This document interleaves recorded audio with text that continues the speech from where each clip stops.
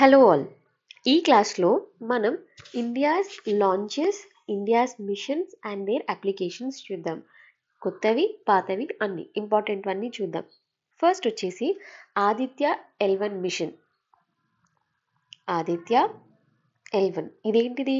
India's first solar machine. Solar అంటే sun study చేయడానికి. What exactly అంటే సన్ బిహేవియర్ని స్టడీ చేసి ఆ సన్ యొక్క ఇంపాక్ట్ స్పేస్ మీద, అర్త్ మీద, ఆ ఎజెక్షన్స్ మీద, అక్కడ స్పేస్ క్రాఫ్ట్, స్పేస్ ఆబ్జెక్ట్స్ మీద ఎట్లా పడుతుంది దాని గురించి స్టడీ చేయడానికి అనమాట.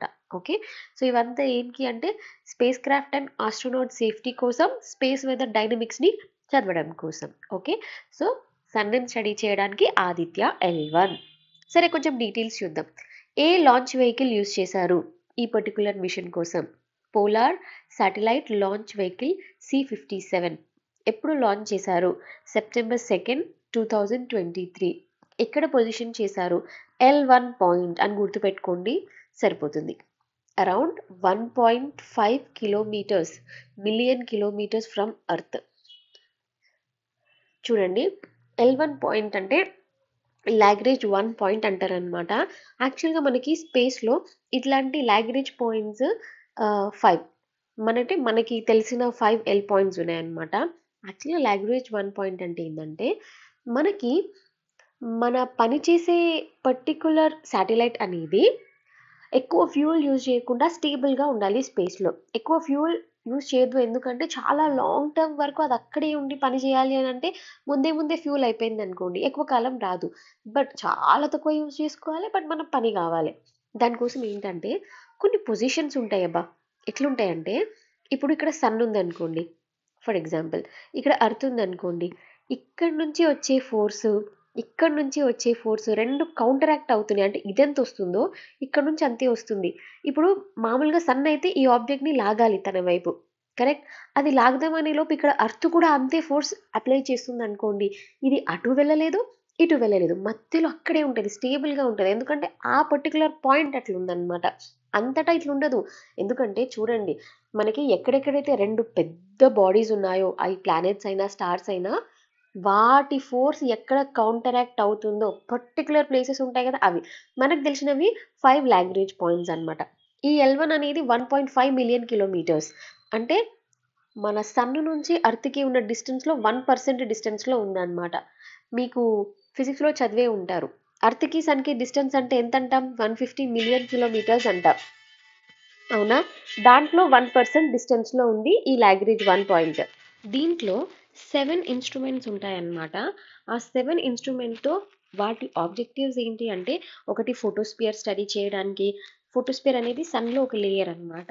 ఒకటి క్రోమోస్పియర్కి, సోలార్ కరోనల్ ఇంజెక్షన్స్కి, స్పేస్ వెదర్ స్టడీ చేయడానికి, ఇట్లా రకరకాల 7 ఇన్స్ట్రుమెంట్స్ని తీసుకొని వెళ్తుంది.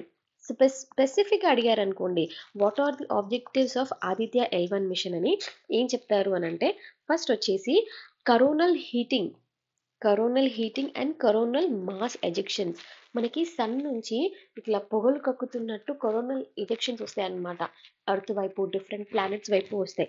వాటిని స్టడీ చేయడానికి, ఎందుకంటే ఆ వేడి ఎజెక్షన్స్ వల్ల అక్కడ స్పేస్ క్రాఫ్ట్స్, శాటిలైట్స్, ఆ వెదర్ డైనమిక్సే మారిపోతుంది. దానివల్ల ఫ్యూచర్లో మనకి హాని కూడా కలగవచ్చు. ఎప్పుడైతే ఎక్కువ ఎజెక్షన్స్ ఉంటాయో డైరెక్ట్ యూవీ రేట్స్ పడవచ్చు, ఈ ఎర్త్ మీద గ్లేషియర్స్ మెల్ట్ అవ్వచ్చు, యానిమల్ లైఫ్ చచ్చిపోవచ్చు, ఇట్లా ఇవన్నీ స్టడీ చేయాలన్నమాట.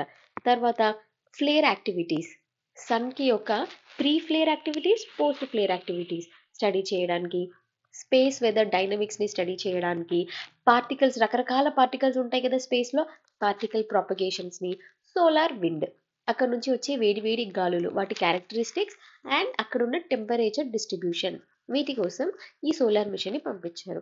మనం 7 ఇన్స్ట్రుమెంట్స్ ఉన్నాయి అని చూసాం కదా, పేలోడ్స్ అండ్ ఫంక్షన్స్, వాటి గురించి చూద్దాం. ఫస్ట్ వచ్చేసి VELC.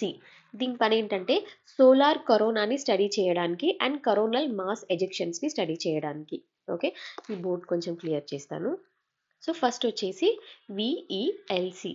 నెక్స్ట్ సెకండ్ వచ్చేసి SUIT, సూట్. ఇదేంటంటే సోలార్ ఫోటోస్పియర్. 2 లేయర్స్ ఉంటాయన్నమాట, ఫోటోస్పియర్, క్రోమోస్పియర్ అని చెప్పేసి. సన్కి ఆ లేయర్స్ యొక్క నియర్ యూవీ ఇమేజెస్ని తీసి అర్త్కి పంపించడానికి. ఓకే, యూవీ ఇమేజెస్ తీసి ఈ లేయర్స్ని అర్త్కి పంపించడానికి. నెక్స్ట్ వచ్చేసి ఆస్పెక్ట్స్ అండ్ ఫోర్త్ వన్ వచ్చేసి పాపా. ఇదేంటంటే సోలార్ విండ్ ప్రాపర్టీస్ చదివి దెన్ వాటి క్యారెక్టరిస్టిక్స్ చదువుకొని టెంపరేచర్ డిస్ట్రిబ్యూషన్ని స్టడీ చేయడానికి ఆస్పెక్ట్స్ అండ్ పాపా. నెక్స్ట్ వచ్చేసి సోలెక్స్. దీని పని ఏంటి, అక్కడ నుంచి స్పేస్లో ఉన్న ఎక్స్రే సోలార్ ఫ్లేట్స్ని స్టడీ చేయాలి. డిఫరెంట్ ఎనర్జీ రేంజెస్లో ఎక్స్రే క్యారెక్టరిస్టిక్స్ని స్టడీ చేయడం. తర్వాత హీలియోస్. ఇదేంటి, హై ఎనర్జీ ఎక్స్రే ఫ్లేట్స్ని చదవడానికి. పేరులోనే ఉంది చూడండి, హెచ్ఈ, హై ఎనర్జీ ఎక్స్రే ఫ్లేట్స్ని స్టడీ చేయడానికి.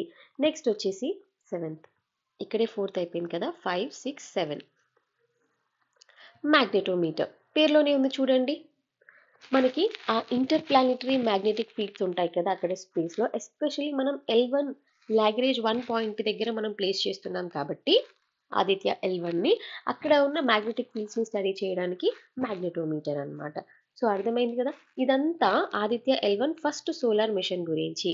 ఓకే, సో లాగ్రేంజ్ పాయింట్ అంటే కూడా మీకు డెఫినేషన్ అడిగారనుకోండి, ఎక్కడైతే స్పేస్లో రెండు పెద్ద పెద్ద బాడీస్ యొక్క గ్రావిటేషనల్ సిస్టమ్ బ్యాలెన్స్ అవుతుందో, ఆ బ్యాలెన్స్ పొజిషన్ దగ్గర మనం పంపించే శాటిలైట్ స్టేబుల్గా ఉంటుందో అదే లాగ్రేంజ్ పాయింట్. ఎందుకు అని అడిగితే ఫ్యూయల్ కన్జంప్షన్ని తగ్గించి చాలా చాలా కాలం వరకు దాని పని చేసుకోవడానికి. కరెక్ట్, ఎలా ఎన్ని పాయింట్స్ ఉన్నాయి లాగ్రేంజ్ పాయింట్స్ అని అడుగుతారు. L1, L2, L3, L4, L5 ఉంది.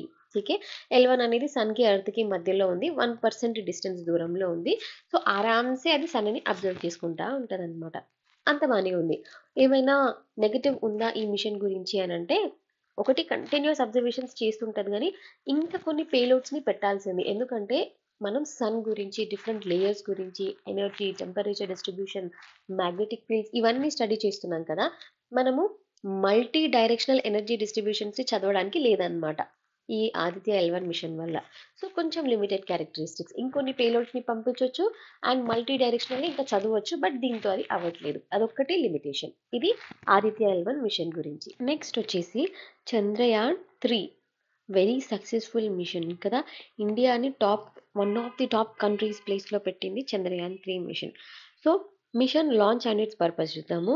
ఏ రోజున దీన్ని మనం లాంచ్ చేసాము అని అడిగారు అనుకోండి, July 14, 2023 డేట్, ఇయర్ పక్కా గుర్తుపెట్టుకోవాలి. ఆబ్జెక్టివ్ ఏంటి, యాక్చువల్లీ అంతకుముందు చంద్రయాన్-2 అని ఒకటి మనం లాంచ్ చేసాము, బట్ అది ఫెయిల్ అయింది. ఎప్పుడైతే సాఫ్ట్ ల్యాండింగ్ చేయాలో మూన్ మీద, అది క్రాష్ అయింది ల్యాండ్ అయ్యే టైంకి. ఠీకే, టచ్ చేయగానే సెకండ్స్లో క్రాష్ అయిపోయింది. సో దాన్ని మనం కవర్ చేసుకుంటూ మిస్టేక్స్ అన్నీ మళ్ళీ రాటిఫై చేసుకుని చంద్రయాన్-3 తీసుకొచ్చాము అండ్ ఇది సక్సెస్ఫుల్లీ మూన్ మీద ల్యాండ్ అయింది, అది కూడా సౌత్ పోల్లో. ఠీకే, సాఫ్ట్ ల్యాండింగ్ జరిగింది. ఆల్సో మనం దాంతోపాటు ఒక రోవర్ పంపించాం, అంటే అదొక చిన్న రోబోట్ లాంటి మిషన్ అనమాట. మూన్ సర్ఫేస్ మీద అక్కడి చిన్న ఎక్స్పెరిమెంట్స్, వెళ్ళి ఎలిమెంట్స్ కలెక్ట్ చేయడం కోసం. ఓకే, సో ఒక ల్యాండర్ ఉంది, ల్యాండర్ పంపించాం, రోవర్ పంపించాం. ఠీకే, లాంచ్ వెహికల్ ఏది యూజ్ చేసాము, LVM-3. ఠీకే, ఎక్కడి నుంచి లాంచ్ వెహికల్ Mark 3, ఎక్కడి నుంచి SDSC, Satish Dhawan space centre, ఎక్కడ ఉంది, శ్రీహరికోట. ఆల్ రైట్, నెక్స్ట్ ఒక ప్రొపల్షన్ మాడ్యూల్ కూడా పంపించాము. ఏంటంటే ల్యాండర్ అండ్ రోవర్ని 100 కిలోమీటర్ లూనార్ ఆర్బిట్ దగ్గరికి తీసుకెళ్తుంది. దాని తర్వాత earth spectral and polarimetric studies చేస్తుందన్నమాట ఈ లూనార్ ఆర్బిట్ నుంచి. ఠీకే, ఒక ప్రొపల్షన్ మాడ్యూల్ ఈ పర్టికులర్ లూనార్ ఆర్బిట్ ఎక్కడ 100 కిలోమీటర్స్ దూరం నుంచి అర్త్కి సంబంధించిన స్పెక్ట్రల్ అండ్ పోలరీమీటర్ స్టడీస్ చేస్తుందన్నమాట. సో మిషన్ ఆబ్జెక్టివ్స్ చూసామంటే ఫస్ట్ ఏంటి, అసలు మనం ప్రాపర్గా ల్యాండ్ అవ్వాలి, అది మన ఫస్ట్ మెయిన్ ఆబ్జెక్టివ్. ల్యాండ్ అయిందా, దాని తర్వాత ఒక రోవర్ని దించాలి సర్ఫేస్ మీదకి, దించిందా, దాని తర్వాత అక్కడే ఇన్సిటు ఆ ప్లేస్లో కొన్ని సైంటిఫిక్ ఎక్స్పెరిమెంట్స్ చేయాలి. ఇవే మిషన్ ఆబ్జెక్టివ్స్. మరి ఇందులో పంపించిన పేలోడ్స్ ఏంటి, మనం ఒక్కొక్కటి చదువుదాం. ఎందుకనంటే ఇది వెరీ సక్సెస్ఫుల్ మిషన్ అండ్ ఇండియాని టాప్ ప్లేస్లో పెట్టిన మిషన్ కాబట్టి. ఫస్ట్ వచ్చేసి చేస్ట్. ఇదేంటంటే మన లూనార్ సర్ఫేస్ మీద, చంద్రుడి మీద థర్మల్ కండక్టివిటీ అండ్ టెంపరేచర్ రేంజెస్ని స్టడీ చేయడానికి చేస్ట్. ILSA, ఇదేంటంటే సెస్మిక్ యాక్టివిటీ, ఏంటి, ఎక్కడైతే మనం ల్యాండింగ్ సైట్ ఉంది కదా, ఎక్కడైతే మనం సాఫ్ట్ ల్యాండింగ్ చేస్తున్నామో అక్కడ సెస్మిక్ యాక్టివిటీ యొక్క ప్రాబబిలిటీ ఏంటి అంటే అర్త్క్వేక్కి సంబంధించినవి. ఇక సెస్మిక్ వేవ్స్ అంటే ఏంటి, భూకంపానికి సంబంధించినవి. సో ఒక ల్యాండింగ్ సైట్ బాగానే ఉందా, స్టెబిలిటీ ఉందా, సెస్మిక్ ప్రాబబిలిటీ. ఎల్పి అంటే లాంగ్వేర్ ప్రోబ్. ఇక్కడ ఏంటంటే అక్కడ సర్ఫేస్ మీద ప్లాస్మా డెన్సిటీ గురించి స్టడీ చేయడానికి. Next NASA's passive laser retroreflector array. Reflector అరే ఇదేంటంటే లూనార్ సర్ఫేస్ మీద లేజర్ రేంజింగ్ స్టడీస్ కోసం. ఓకే, ఇంత మనం డీప్గా వెళ్ళాల్సిన అవసరం లేదు, జస్ట్ పేర్లు గుర్తుపెట్టుకోండి సరిపోతుంది మనకి. నెక్స్ట్ ఇదంతా ఏంటి, ల్యాండర్కి సంబంధించిన పేలోడ్స్ ఇవన్నీ. నెక్స్ట్ రోవర్కి సంబంధించిన పేలోడ్స్. ల్యాండింగ్ తర్వాత ఒక చిన్న మెషిన్ దిగుతుంది కదా, నడుస్తుంది కదా, దానికి రెండు ఉన్నాయన్నమాట. ఒకటి ఏపీఏఎక్స్, ఏంటిది, alpha particle X-ray spectrometer. Next వచ్చేసి LIBS, laser induced breakdown spectroscope. ఈ రెండు రోవర్కి సంబంధించినవి. ఈ ఏపీఎక్స్ఎస్ ఆల్ఫా పార్టికల్ ఎక్స్రే స్పెక్ట్రోమీటర్కి ఏంటంటే లూనార్ ల్యాండింగ్ తర్వాత అక్కడ సైట్ దగ్గర ఎలిమెంట్స్ ఉంటాయి కదా, ఎలిమెంటల్ కాంపోజిషన్స్ని అనలైజ్ చేయడం కోసం ఈ ఆల్ఫా అన్నమాట. ఇప్పుడు మన అర్త్ క్రస్ట్ మీద కూడా రకరకాల elements, rocks, minerals, too much composition ఉంటుంది కదా. సో మన పని ఏంటి, ఇప్పుడు మూన్ మీద కూడా ఎట్లుంది సర్ఫేస్ మీద ఎలిమెంటల్ కాంపోజిషన్ స్టడీ చేయడానికి ఏపీఎక్సెస్. తర్వాత ఎల్ఐబిఎస్ ఇదేంటంటే ఇది స్టడీ చేస్తుంది, అనలైజ్ చేస్తుంది. దాని తర్వాత ఐడెంటిఫికేషన్ పని, ఇది సల్ఫర్, ఇది వాటర్, ఇది అది అని ఐడెంటిఫికేషన్ పర్పస్ కోసం ఈ laser induced break down spectroscope. ఇవి రోవర్కి సంబంధించిన పేలోడ్స్. మిషన్ లైఫ్ అని అడిగారు అనుకోండి, సంవత్సరాలు కాదు, 1 లూనార్ డే అన్నారు అనుకోండి, అది కరెక్ట్. 1 లూనార్ డే అంటే 14 అర్త్ డేస్తో ఈక్వల్ అనమాట. ఠీకే, mission life 1 lunar day 14 earth days. సరే, దీనివల్ల ఈ మిషన్ పంపించడం వల్ల మనం సాధించిన డిస్కవరీ ఏంటి అని అంటే మూన్ సర్ఫేస్ మీద సల్ఫర్ని డిటెక్ట్ చేసింది ఈ పర్టికులర్ మిషన్. ఠీకే, అయితే ఇది ఒక సైంటిఫిక్ ఎక్సలెంట్ డిస్కవరీ అనమాట. ఎందుకంటే మూన్ మీద ఇలాంటి ఒక ఎలిమెంట్ ఉంటుంది అనేది ఇప్పటిదాకా అనుకున్నదే కానీ కరెక్ట్గా ప్రూవ్ అయింది కాదు. దీని ద్వారా అర్థమైంది అంత రేర్ ఎలిమెంట్ మనకి మూన్ సర్ఫేస్ మీద ఉంది అని చెప్పేసి. ఠీకే, దిస్ ఇస్ అబౌట్ మన చంద్రయాన్ 3 మిషన్. సో దీనివల్ల సిగ్నిఫికెన్స్ ఏంటి ఇండియాకి హిస్టారిక్ ల్యాండింగ్ వల్ల అంటే India is the first country. చూడండి, గుర్తుపెట్టుకోండి, ఎందులో అయినా ఇండియా ఫస్ట్ ఉందంటే అది మనం పక్కా గుర్తుపెట్టుకోవాలి. మూన్కి సౌత్ పోల్లో అక్కడంతా చీకటిగా ఉంటుంది అనమాట. ఎందుకు చెప్పండి, మీరు జాగ్రఫీ చదివే ఉంటారు. మూన్ ఎప్పుడు ఒక సైడే మనకి భూమికి ఫేస్ చేస్తూ ఉంటుంది అనమాట, ఎప్పుడు ఒకటే సైడ్ ఉంటుంది మనకి. ఆ రీజన్ ఏంటో మీరు ఒకసారి కనుక్కోండి. ఐ కెన్ టెల్, బట్ ఒకసారి మీరు కనుక్కోండి. ఎప్పుడు మనకి వన్ సైడ్ ఆఫ్ ది మూనే కనిపిస్తుంది. మీరు ఎప్పుడైనా చూసారా, చంద్రుడిలో కుందేలు ఉంటుంది, లేకపోతే ఒక మదర్ ఒక బేబీని హోల్డ్ చేసినట్టు ఉంటుంది, ఎప్పుడు అదే కనిపిస్తుంది మనకి. The other side of the moon మనకు తెలియదు. సౌత్ పోల్ కొంచెం డార్క్లో ఉంటుంది అనమాట, చీకట్లో. మనం ఇప్పుడు ఆ సౌత్ పోల్కి వెళ్ళి ల్యాండ్ చేసాము. India is the first country to do this. So అదొక బ్రేక్ డౌన్ అనమాట, అదొక ఎక్సలెంట్ ల్యాండ్ మార్క్ థింగ్ ఇండియాకి. తర్వాత వాటర్ ఐస్ ఉండొచ్చు అనే పాసిబిలిటీ కూడా ఈ మిషన్ చెప్పింది. ఎక్కడైతే ఈ సౌత్ పోల్ ఉందో అక్కడ చాలా ఫ్రోజన్ కోల్డ్ రీజియన్స్ ఉన్నట్టు ఇది గుర్తించింది అనమాట. Over the billions of years కింద ఇవి ఫామ్ అయ్యాయి ఈ డిపాజిట్స్.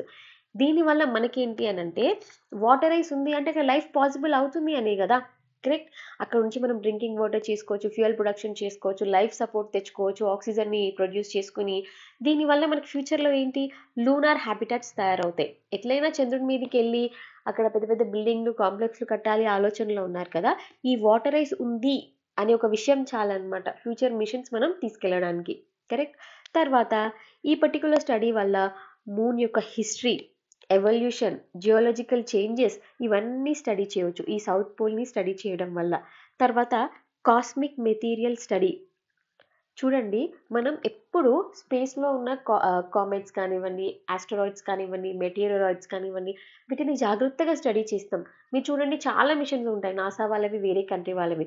మీకు డౌట్ కూడా రావచ్చు, ఒక్క అర్త్ గురించి చదివితే సరిపోతుంది కదా, ఎందుకు చిన్న చిన్న రాళ్ళు, కామెట్స్, మెటీరియాయిడ్స్ గురించి చదువుతున్నారు అంటే ఇవన్నీ ఒకే ప్రాసెస్ వల్ల ఫామ్ అయ్యాయి. ఏంటవి, బిగ్ బ్యాంగ్ థియరీ కదా. ప్రతిసారి అర్త్ సెంటర్లోకి వెళ్ళి చదవడం మనకి అవ్వదు. ఎందుకంటే 1 కిలోమీటర్, 2 కిలోమీటర్స్ తర్వాత అర్త్ నుంచి లోపలికి వెళ్తే మనం కాలిపోతాం. ఈవెన్ మన బోన్స్ కూడా యాషెస్ అయిపోతాయి. అంత వేడి ఉంటది. మొత్తం అర్త్‌ని స్టడీ చేయలేనప్పుడు సేమ్ ప్రాసెస్ ద్వారా ఫార్మ్ అయిన వేరే చిన్న చిన్న ఆబ్జెక్ట్స్‌ని స్టడీ చేయొచ్చు కదా! చేస్తే ఆల్మోస్ట్ అర్త్ లాగే వాటికి కూడా ప్రాపర్టీస్ ఉండొచ్చు. అర్త్ లాగే వాళ్ళ కాంపోజిషన్ కూడా ఉండొచ్చు. కరెక్ట్? అందుకే వాటిని స్టడీ చేస్తుంటారనమాట. సో, ఇప్పుడు ఈ మూన్ సౌత్ పోల్‌ని స్టడీ చేయడం వల్ల కూడా మనకు అప్పటి big bang theory, compositions, earth గురించి కూడా చాలా విషయాలు మనకు తెలుసుకోవచ్చు. సో దట్ ఫ్యూచర్‌లో మనం రెడీగా ఉండడానికనమాట దేనికైనా సరే. తర్వాత ఆస్ట్రోనామికల్ అబ్జర్వేషన్. ఈ పర్టిక్యులర్ సౌత్ పోల్ ఎందుకు చూజ్ చేసుకున్నారు అనంటే, ఈ సైడ్ మనకి అర్త్ సైడ్ చాలా తక్కువ ఉంటుంది కదా! ఎప్పుడు ఒకటే సైడ్ కనిపిస్తుంది అని చెప్పా కదా! ఇది ఎక్కువ డార్క్‌లో ఉంటది కదా! సో, అర్త్ అట్మాస్ఫియర్ నుంచి పెద్ద డిస్టర్బెన్స్ ఉండదు. లైట్ పొల్యూషన్ ఉండదు. సో, మినిమల్ డిస్టర్బెన్స్ ఉన్న ప్లేస్ సౌత్ పోల్ అనమాట. సో, అక్కడికెళ్ళి మనం డీప్ స్పేస్ అబ్జర్వేషన్స్ చేసుకున్నామనుకోండి, ఏ వాల్యూస్ తేడా అవ్వకుండా, డిస్టర్బెన్సెస్ లేకుండా ఆరామ్‌సే చేసుకోవచ్చు. సో, అక్కడి నుంచి మనం టెలిస్కోప్స్ పెట్టి చాలా దూరంగా ఉన్న galaxies, cosmic radiations, gravitational waves, ఈ supernova, black holes, celestial phenomena ఇవన్నీ స్టడీ చేయొచ్చు. అందుకే సౌత్ పోల్‌ని చూజ్ చేసుకున్నారు. ఇంకా ఫైనల్‌గా సిగ్నిఫికెన్స్ ఏంటంటే future collaborations. India is the first country to do a soft landing అని అన్నప్పుడు ఇప్పుడు నాసా వాళ్ళు ముందుకొస్తారు. యూరోపియన్ స్పేస్ ఏజెన్సీ, జాక్సా వాళ్ళు వస్తారు, గ్లోనాస్ వాళ్ళు వస్తారు. ఈ డిఫరెంట్ కంట్రీస్ వచ్చేసి మనం టైఅప్ అవుదాం. నెక్స్ట్ లూనార్ మిషన్కి మనం కలిసి పనిచేద్దాము. అలా ఆల్రెడీ ఇస్రో వాళ్ళు జపాన్తో కలిసి చేస్తున్నారు. ఠీకే JAXA next lunar mission plan చేస్తున్నారనమాట. సో మనకి ఫ్యూచర్లో స్పేస్ డిప్లొమసీ కూడా చాలా బాగా ఇంప్రూవ్ అవుతుంది. ఇది చంద్రయాన్-3 మిషన్ గురించి. నెక్స్ట్ వచ్చేసి కొన్ని లాంచ్ వెహికల్స్, అవి ఇచ్చిన మిషన్స్. ఇప్పుడు ఒక 10, 12 మనం చూస్తాము. అది చాలా టెక్నికల్గా ఉన్నాయి. బట్ తప్పదు, మనకి సిలబస్లో ఇచ్చారు కాబట్టి మనం గుర్తుపెట్టుకోవాలి. GSLV NVS-01 mission. ఈ GSLV geosynchronous satellite launch vehicle. అయితే లాంచ్ డేట్ ఎప్పుడు ఇది? మే 29, 2023. ఏం పేలోడ్ తీసుకెళ్ళింది? NVS-01 శాటిలైట్ తీసుకెళ్ళింది. నియర్లీ 2200 kgs ఉందన్నమాట ఇది. దేనికోసం అంటే మన నావిక్ సిస్టమ్ ఉంది కదా, ఎట్లయితే అమెరికాకి GPS ఉందో అట్లా మనకి నావిక్ మన ఇండియన్ శాటిలైట్స్ని ప్లేస్ చేశారు. ఇండియా సర్ఫేస్ నుంచి నియర్లీ 15,000 కిలోమీటర్స్ వరకు నావిగేషన్ సర్వీసెస్ ప్రొవైడ్ చేయడానికి, దీనికి సపోర్ట్ చేయడానికి, ఎన్హాన్స్ చేయడానికి ఇది పంపించారు. అయితే దీంట్లో ఒక ఫీచర్ ఏంటంటే ఫస్ట్ టైం ఇండియాలో తయారు చేసిన ఇండిజీనస్ అటామిక్ క్లాక్, మనం తయారు చేసుకున్న అటామిక్ క్లాక్ని పంపించామన్నమాట. నెక్స్ట్ వచ్చేసి పిఎస్ఎల్వి డిఎస్ఆర్ మిషన్. ఠీకే, ఇది యాక్చువల్లీ ఎప్పుడు తీసుకొచ్చారు, ఎప్పుడు లాంచ్ చేశారు అంటే జూలై 30, 2023. ఈ డిఎస్ఆర్ అనేది సింగపూర్కి సంబంధించిన శాటిలైట్ అనమాట. సో మనం దీంతో పాటు మల్టీ శాటిలైట్స్ 6 కో-ప్యాసెంజర్ శాటిలైట్స్ని లాంచ్ చేశాము. ఇది దేనికోసం అనంటే హై రెజల్యూషన్ స్పేస్ ఇమేజెస్ని తీయడానికి, especially day and night images తీయడానికి, స్పేస్ని స్టడీ చేయడం కోసం. నెక్స్ట్ వచ్చేసి పిఎస్ఎల్వి టెలియోస్ మిషన్. టెలియోస్ ఇది ఎప్పుడు? ఏప్రిల్ 22, 2023. ఇది కూడా సింగపూర్కి సంబంధించిన కమర్షియల్ మిషన్ అనమాట. ఈ టెలియోస్ 2 అనేది. దీంట్లో ఒక పేలోడ్ పంపించారు, POEM. ఈ పేలోడ్ దేనికోసం అనంటే అక్కడ స్పేస్లో కొన్ని సైంటిఫిక్ ఎక్స్పెరిమెంట్స్ చేయడం కోసం. ఇది మనది కాదు. ఈ టెలియోస్ అనేది సింగపూర్ యొక్క కమర్షియల్ మిషన్. చూడండి, సింగపూర్ వాళ్ళు ఇండియాని అడుగుతున్నారు మా శాటిలైట్స్ని లాంచ్ చేయండి అని చెప్పేసి.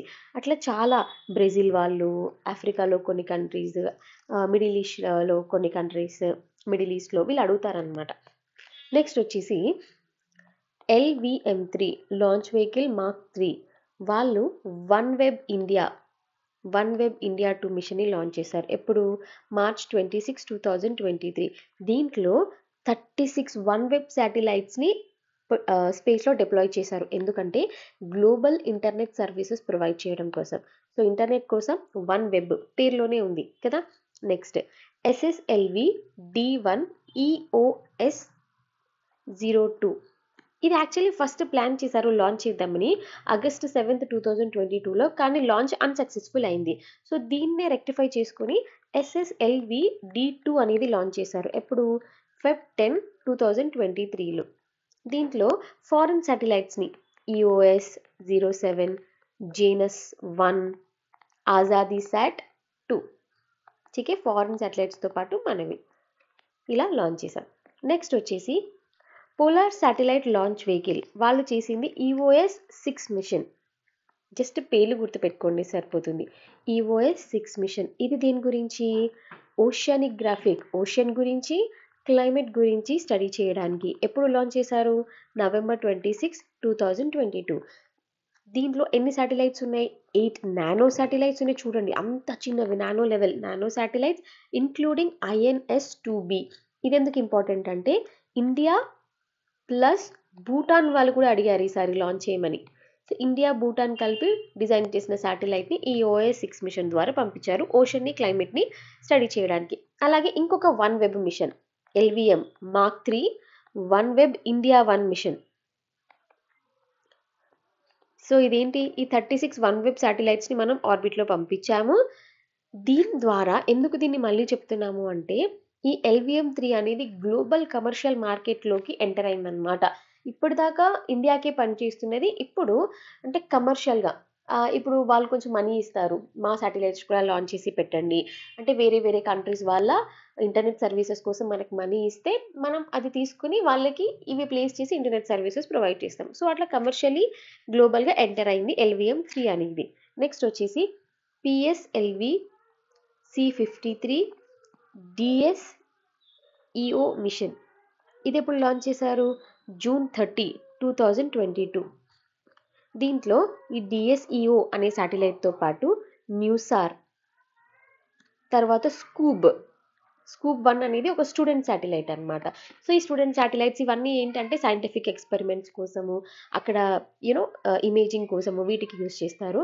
అయితే ఇది NSIL వాళ్ళు కూడా ఇన్వాల్వ్ అయ్యారు ఇందులో. New space India limited NSIL వాళ్ళ యొక్క కమర్షియల్ మిషన్ అనమాట ఈ DSEO అనేది. ఓకే, ఐ నో చాలా టెక్నికల్గా ఉంది కదా, ఇట్లా ఒక 10 వస్తాయి. ఎందుకంటే మనకి సిలబస్లో ఏమి ఇచ్చారు? ఇండియా లాంచ్ చేసినవి ఏంటి, వాటి యూజెస్ ఏంటి అని అడిగారు కదా, అందుకోసం మనం ఈ టెక్నికల్ స్టఫ్ అనేది చూస్తున్నాం. నెక్స్ట్ వచ్చేసి PSLV C-52 EOS-04. ఇదేంటి? ఎప్పుడు లాంచ్ చేశారు? వ్యాలంటైన్స్ డే రోజు Feb 14, 2022. దీంట్లో కూడా ఈ శాటిలైట్తో పాటు EOS-04తో పాటు ఇన్స్పైర్ శాట్ ఇది కూడా ఒక స్టూడెంట్ శాటిలైట్. తర్వాత INS-2TD ఇది ఇండియా భూటాన్ అగైన్ ఇంకొకటి పంపించారు, ప్రీకర్సర్ అనమాట దానికి సంబంధించినవి. Next GSLV F-10 EOS-03. ఇది ఎప్పుడు? August 12, 2021. ఇది లాంచ్ చేద్దాం అనుకున్నారు కానీ ఈ పర్టికులర్ లాంచ్ వెహికల్లో క్రయోజెనిక్ స్టేజ్ ఫెయిల్ అయిందనమాట. ఒక చిన్న అనామలీ వచ్చి ఫెయిల్ అయ్యడం వల్ల ఈ మిషన్ అనేది ఫెయిల్ అయింది. సో మనం బ్యాక్ వెళ్తున్నాం, 2023, దెన్ 22, దెన్ 21 బ్యాక్ వెళ్తున్నాం. ఓకే, నెక్స్ట్ వచ్చేసి GSLV F-11 F-11 GSAT-7A machine.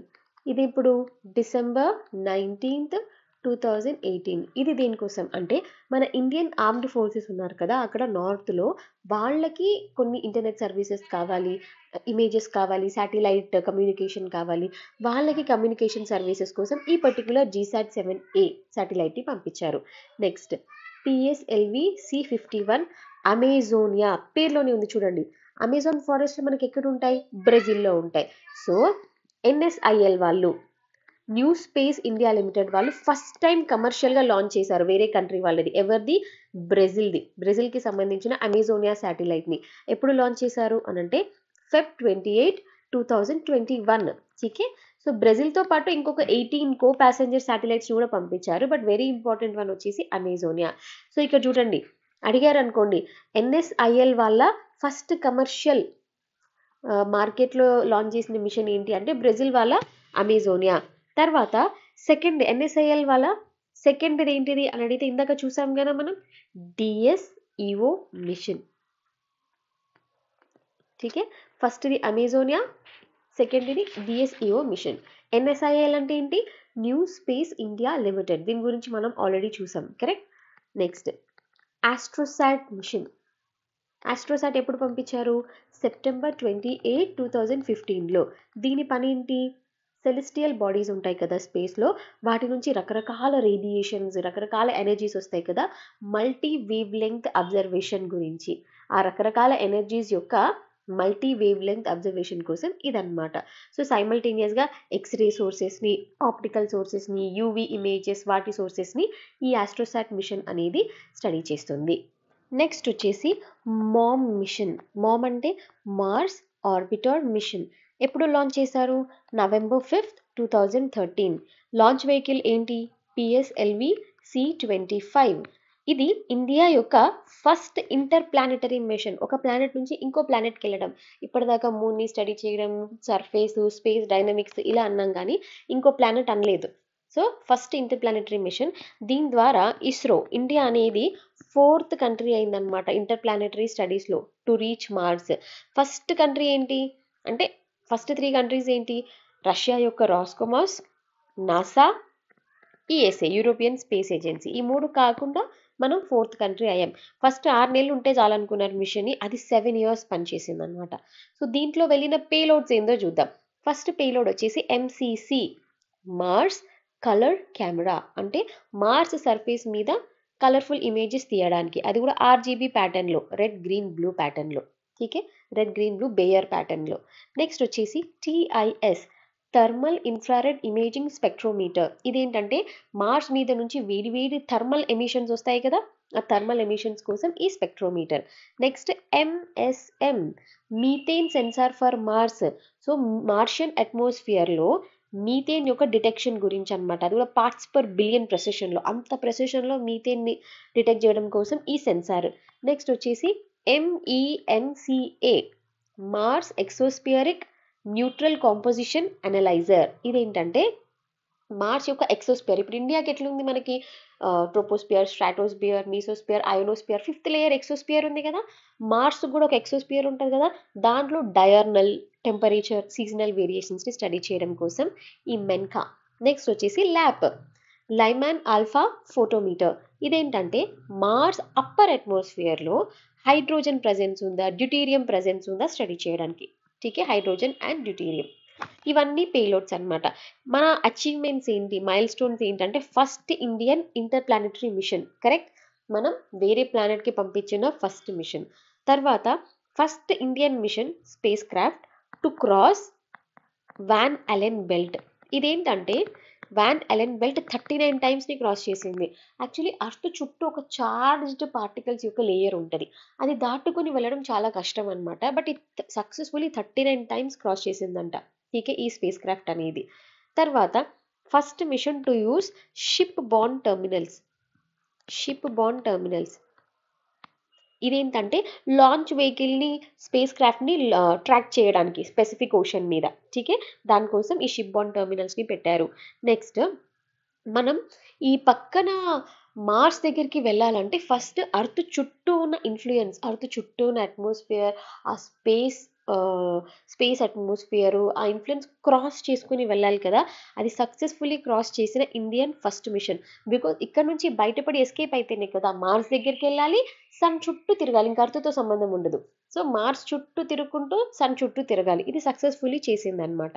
Already first అటెంప్ట్లోనే మార్స్ ఆర్బిట్లోకి ఇన్సర్ట్ అయిన ఫస్ట్ మార్స్ మిషన్ గ్లోబలీ. ఠీకే, సో ఇన్ని ఫస్ట్లు ఉన్నాయి. సో ఎకనామికల్లీ చూసామనుకోండి, బడ్జెట్ ఎంత అయిందనుకున్నారు? జస్ట్ 450 కోట్లు. చాలా చాలా తక్కువ. మీకు ఇది ఇండియన్ రూపీస్లో చూస్తే ఎక్కువ అనిపిస్తుంది, కానీ నాసా వాళ్ళు వీళ్ళైతే 10,000 కోట్లు, వేలలో పెడతారు. మనం అంతా ఇట్లా 400-300 కోట్లలో చేస్తున్నాం. సో చాలా కాస్ట్ ఎఫెక్టివ్ మిషన్స్ అనమాట. సో ఈ పర్టికులర్ మిషన్కి 2 ఇంపార్టెంట్ అవార్డ్స్ వచ్చాయి. ఒకటి ఏంటంటే 2015లో స్పేస్ పయోనీర్ అవార్డ్ వచ్చింది. ఇది ఎవరిచ్చారు? యుఎస్లో నేషనల్ స్పేస్ సొసైటీ వాళ్ళు ఇచ్చారనమాట.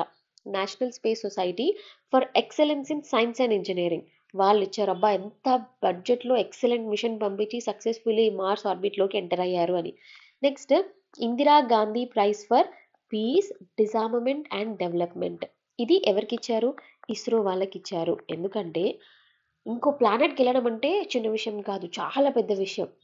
ఇంత కేపబిలిటీ ఉన్న కంట్రీ ఏమైనా చేయొచ్చు స్పేస్ని యూజ్ చేసుకొని. బట్ ఇండియా వాళ్ళు, ఇస్రో వాళ్ళు చాలా పీస్ఫుల్ పర్పసెస్కి ఇంత పెద్ద మిషన్స్ చేస్తున్నారు.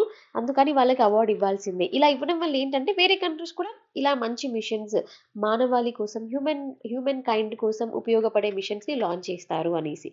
So Indira Gandhi prize for peace, disarmament and development. So దీనివల్ల సైంటిఫిక్ ఇన్సైట్ బాగా పెరిగింది. మార్స్ యొక్క atmosphere, Mars surface, potential signs of life ఏమైనా ఉందా అది స్టడీ చేయడానికి ఈ మిషన్ హెల్ప్ అయింది. తర్వాత దీనివల్ల గ్లోబల్ కొలాబరేషన్ పెరిగింది. ఇంత సక్సెస్ఫుల్లీ లాంచ్ చేశాక వేరే వాళ్ళందరూ వచ్చి మా సాటిలైట్స్ చేయండి, మనం ఇప్పటిదాకా ఎన్ని చూసామో సింగపూర్ వాళ్ళు, బ్రెజిల్ వాళ్ళు, భూటాన్ వాళ్ళు వీళ్ళు ఇలా అడుగుతున్నారు.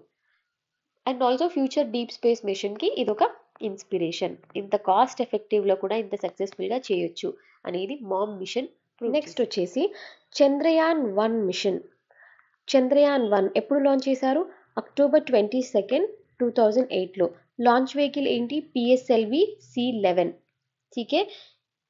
దీని యొక్క ఆబ్జెక్టివ్ ఏంటంటే చంద్రుడి సర్ఫేస్ ఉంటుంది కదా, మూన్ సర్ఫేస్ మీది నుంచి 100 కిలోమీటర్ అబవ్ అక్కడ ఒక లూనార్ ఆర్బిట్లో ఈ శాటిలైట్ తిరుగుతా ఉండి కెమికల్, మినరలాజికల్, ఫోటో జియోలాజికల్ మ్యాపింగ్ చేయాలి. అయితే టెక్నికల్స్ చూస్తే 11 ఇన్స్ట్రుమెంట్స్ని ఇది తీసుకెళ్ళింది. అన్ని ఇండియా తయారు చేయలేదు. ఇండియా నుంచి USA, UK, Germany, Sweden, Bulgaria ఈ అన్నిటి నుంచి తీసుకెళ్లారనమాట. యాక్చువల్లీ ఇలాంటిది ఒకటి లాంచ్ చేయాలి అనేది ఫస్ట్ టైం ఎక్కడ డిస్కస్ చేశారంటే 1999లో Indian academic of sciences, astronautical society of India వీళ్ళు ఈ 2 ఇయర్స్లో డిస్కస్ చేసి ఇలాంటిది ఒకటి 2008లో లాంచ్ చేశారు. ఈ మిషన్ యొక్క గోల్స్ ఏంటి అని అంటే హై రెజల్యూషన్ ఇమేజెస్ తీయాలి. డిఫరెంట్ ఎనర్జీకి సంబంధించిన వాటిల్లో high resolution images and high resolution remote sensing చేయాలి. Visible radiation, infrared radiation, X-ray spectrum యొక్క రిమోట్ సెన్సింగ్ చేయాలి. తర్వాత మూన్ ఉంటుంది కదా, మూన్ యొక్క 3D అట్లాస్ మ్యాప్ తీయాలి. మీరు కొన్ని ఇమేజెస్ చూసారనుకోండి, మూన్ మీద ఉన్న ప్లాట్యూస్, మౌంటైన్స్, క్రేటర్స్ అవి కూడా వస్తాయి చూడండి, ఎంత 3D ఇమేజెస్ ఉంటాయి. అట్లాంటి ఫోటోలు తీయాలి.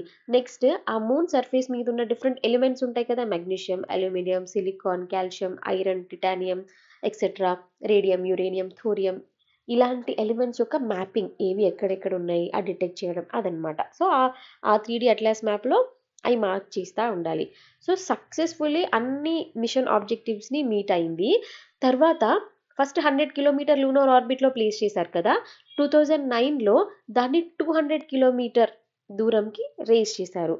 అది సక్సెస్ఫుల్లీ మొత్తం ఎన్నిసార్లు చుట్టింది అని అంటే 3400 లూనార్ ఆర్బిట్స్ చేసిందనమాట. ఫైనల్గా ఫ్యూయల్ అంతా అయిపోయాక మూన్ యొక్క సౌత్ పోల్లో వచ్చి క్రాష్ అయింది. ఆ క్రాష్ అయిన పాయింట్ని ఏమంటాం మనము? జవహర్ పాయింట్ అంటాం. సో చంద్రయాన్-1 అనేది సక్సెస్ఫుల్ మిషన్. దేనికోసం ప్లాన్ చేసారు ఆ ప్రైమరీ ఆబ్జెక్టివ్స్ అన్నీ మీట్ అయింది. ఆ దాని తర్వాత 2019లో ప్లాన్ చేశారు. ఏంటది? చంద్రయాన్-2 మిషన్. చంద్రయాన్-2 ఎప్పుడు? జూలై 22, 2019. సో దీంట్లో వీళ్ళేం ప్రామిస్ చేశారు? ఆర్బిటర్ ఉంది, ల్యాండర్ పేరు ఏంటి? విక్రమ్. ఒక రోవర్ తీసుకెళ్లారు, దాని పేరేంటి? ప్రగ్యాన్. దీని మెయిన్ ఆబ్జెక్టివ్ ఏంటి? సేమ్ చంద్రయాన్-3లో ఏదైతే ప్లాన్ చేశారో అది ఫస్ట్ చంద్రయాన్-2లోనే చేశారు. ఇదే సక్సెస్ఫుల్ అయ్యి ఉంటే చంద్రయాన్-3 వచ్చేది కాదు, కరెక్ట్? మూన్ యొక్క సౌత్ పోల్లో ల్యాండ్ అవ్వాలి అని చెప్పి. బట్ అన్ఫార్చునేట్లీ ఏమైందంటే మైక్రో సెకండ్స్ గ్యాప్లో మూన్ సౌత్ పోల్లోనే ఇది క్రాష్ అయిపోయింది అనమాట. సో దీన్ని ఎందుకు లాంచ్ చేశారు? మూన్ యొక్క topography, seismology, mineral composition, chemical composition, moon యొక్క అట్మాస్ఫియర్ని స్టడీ చేయడానికి. సేమ్ మనం చంద్రయాన్-3లో మూన్ యొక్క ఆరిజిన్, ఎవల్యూషన్ అవన్నిటిని స్టడీ చేయడానికి. ఓకే, దీని స్పెషాలిటీ ఏంటంటే ఇంతవరకు ఏ లూనార్ మిషన్లో పంపలేనంత హై రెజల్యూషన్ కెమెరాని దీంట్లో పంపారంట. కానీ అన్ఫార్చునేట్లీ ఈ మిషన్ ఫ్లాప్ అయిపోయింది. కానీ మనకి బట్ ఎక్సలెంట్ కెమెరా పంపారంట. బట్ ఆర్బిటర్ మంచిగా పనిచేసింది. ఆల్మోస్ట్ 7 years వరకు అది పనితనం పెంచేంత వరకు డిజైన్ చేశారనమాట. మనకి ఫ్లాప్ అయింది ఏంటిది? ల్యాండర్ కదా. బట్ ఆర్బిటర్ కరెక్ట్గానే మంచిగా ఆర్బిట్లో దిగింది, అది రౌండ్లు కొడుతూ ఉంది, దానిపైన చేసుకుంటుంది. ఓన్లీ 1 year వరకు అన్నట్టే పంపించారు, కానీ ఇప్పుడు దాని కేపబిలిటీ చూస్తే 7 years వరకు పనిచేసేటట్టు ఉంది ఆర్బిటర్ అనేది. బట్ ల్యాండర్ అనేది క్రాష్ అయిపోయింది. దాని తర్వాత ఇక ల్యాండర్ క్రాష్ అయిపోయినాక ఇంకా రోవర్ గురించి మనం మాట్లాడిన అవసరం లేదు. కరెక్ట్. సో సాఫ్ట్ ల్యాండింగ్ జరగలేదు. దాన్ని కరెక్ట్ చేసుకోవడానికి మనం చంద్రయాన్-3 మిషన్ తీసుకొచ్చాము. ఇది సక్సెస్ఫుల్లీ ల్యాండ్ అయింది, రోవర్ని దింపింది. రోవర్ కూడా సల్ఫర్ని కనుక్కుంది, ఇన్సిటూ ఎక్స్పెరిమెంట్స్ చేసింది. ఇవన్నీ ఇండియా యొక్క successful launches and there applications. ఇంకా నెక్స్ట్ క్లాస్లో చిన్న వీడియో వస్తుంది, దాంట్లో ఫ్యూచర్లో ఇండియా ప్లాన్ చేసిన మిషన్స్, అంటే మన Gaganyaan mission, Venus mission, XPoSat, ఇలాంటివి చూద్దాము. ఠీకే.